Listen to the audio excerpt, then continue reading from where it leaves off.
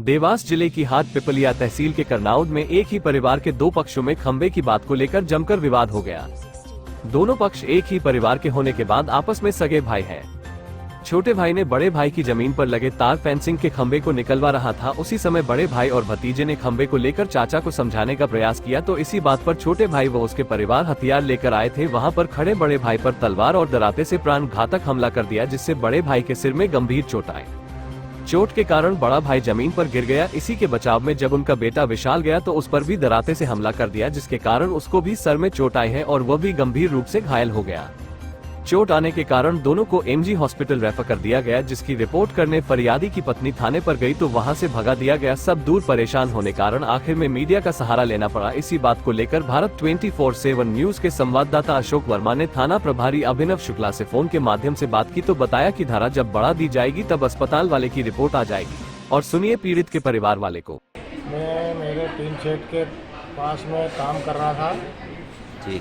और तार बाउंड्री के पास में हम काम कर रहे थे, हमारे कुएं पे। और अचानक इतने में धन्नालाल भागवान और कन्हैयालाल और विरमाचंद तीनों भाई उधर से आए और वो तार बाउंड्री थी वो तोड़ने लग गए। और मैंने कि आप ये क्या कर रहे हो?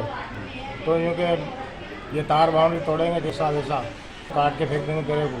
और मेरा भाई वो छोटा धन्नालाल के हाथ में धराता था और इसके बाद में वो तलवार भी थी वो कन्हैयालाल के पास में, और विरमाचंद के हाथ में कुराड़ी थी और उसके छोरा वो आयुष वो भी था। ऊपर हमला धन्नालाल ने और विरमाचंद ने तीनों भाई ने मेरे ऊपर डराते और तलवार से हमला किया। ये इन्होंने बाउंड्री के खंबे हेट के फेंक दिए गए थे तो इन्होंने बोला मत निकालो अंकल जी, तो बोले नहीं निकालेंगे, तू क्या कर लेगा? मैं निकाल के फेंकूँ और तुमको जान से ख़त्म कर दूँगा। जान से ख़त्म करने की धमकी दी और उसके बाद में वार कर दिया उसने एक बार तलवार से। अच्छा, तलवार से लगा? तलवार से करो। एक भाई के हाथ में दराता था, एक के हाथ में तलवार थी और एक के हाथ में कुराड़ी थी और एक छोटा वाला एक भतीजा था वो उसके हाथ में भी थी। गए थे हम थाने पे तो हमारी रिपोर्ट नहीं झेली। बोले अभी नहीं, बोले अभी अस्पताल जाओ, उसके बाद में अभी सीरियस केस है तुम्हारा तो टाँके आके लगवाओ, इलाज करवाओ, उसके बाद में झेलेंगे। सर तलवार से मारा, वो हमारी बाउंड्री लगी हुई थी। अंकल और ये सब घर से तैयारी करते हैं तलवार और सभी हथियार वगैरह सब कुछ लेके, और आते से ही बाउंड्री तोड़ना शुरू कर दिया। तो मैं गया कि अंकल जी बाउंड्री तो तोड़ रहे हो, कोई तकलीफ हो तो हम पटवारी वगैरह बुला के अपन बैठ के जो भी है कर लेंगे, अगर आपको लगता है तो आप प्यार से निकाल दो। उतना मैंने वीडियो भी उनका बनाया। तो कहने लगे कि तू क्या कर लेगा? मैंने कहा हम तो कुछ नहीं कर सकते अंकल, हमको लड़ाई झगड़ा नहीं करना, आपको निकालना आप निकाल दो।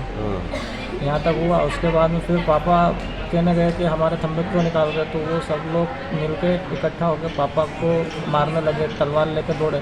तो मैं गया पापा को बचाने, तो पापा को जब तक उन लोगों ने तलवार मार दी थी और पापा बेहोश थे और मैं बचाने गया तो मेरे को भी तलवार मार रही, तो मैं भी गिर गया वहाँ पर, बेहोश हो गया। फिर पता लगा थोड़ी देर बाद मेरे को मम्मी ने उठाया तो मैं होश में आया तो पापा बेहोश थे। तो मैं फिर ये सब लोग भाग गए थे, तो फिर मैं पापा को लेके पुलिस चौकी पे गया। तो पुलिस चौकी पे जाने के बाद यहाँ से पुलिस चौकी पे बोला इनने कि आपकी रिपोर्ट यहाँ नहीं लिखी जाएगी। कहाँ पे रहते हैं आप लोग? मैं करनावत में रहता हूँ सर। अच्छा, पुलिस, ठीक है। हाँ, तो वहाँ चौकी पे गया। फिर सर चौकी पे जाने के बाद फिर थाने, उनने बोला थाने पे लेके जाओ इनको, सीरियस केस है। तो हम लोग थाने पे पहुँचे।